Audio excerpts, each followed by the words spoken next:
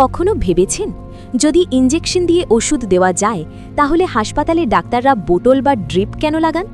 এটা কি শুধু পানি নাকি এর পিছনে কোনো বড় মেডিকেল কারণ আছে?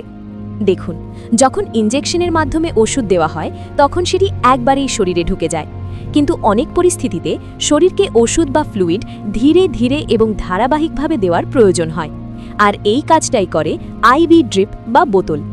আইভি মানে হলো ইন্ট্রাভেনাস, অর্থাৎ ওষুধকে সরাসরি রক্তের শিরায় দেওয়া।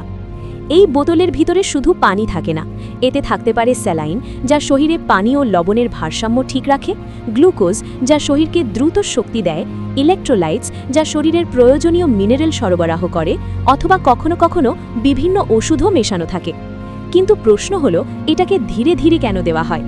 কারণ যদি একই জিনিস একসাথে শরীরে ঢুকে যায় তাহলে শরীর সেটাকে ঠিকভাবে সামলাতে পারবে না। ড্রিপের মাধ্যমে ওষুধ নির্দিষ্ট নিয়ন্ত্রিত গতিতে রক্তে মিশতে থাকে, এতে শরীরকে সময় মেলে সেটাকে শোষণ করার এবং সঠিক জায়গায় পৌঁছে দেওয়ার। এই কারণেই ডিহাইড্রেশন, সার্জারি, ইনফেকশন বা গুরুতর অসুস্থতার সময় ডাক্তাররা ড্রিপ লাগান। অর্থাৎ এটা শুধু একটি বোতল নয়, এটি একটি কন্ট্রোলড ডেলিভারি সিস্টেম, যা ওষুধ ও ফ্লুইড সরাসরি আপনার রক্ত সঞ্চালনে পৌঁছে দেয়। আর এই কারণেই আধুনিক চিকিৎসা বিজ্ঞানে আইভি ড্রিপকে একটি অত্যন্ত শক্তিশালী লাইফ সেভিং প্রযুক্তি হিসেবে ধরা হয়। এভাবেই সহজভাবে বিজ্ঞান বুঝতে ডিভাইন সায়েন্স বাংলাকে ফলো করুন।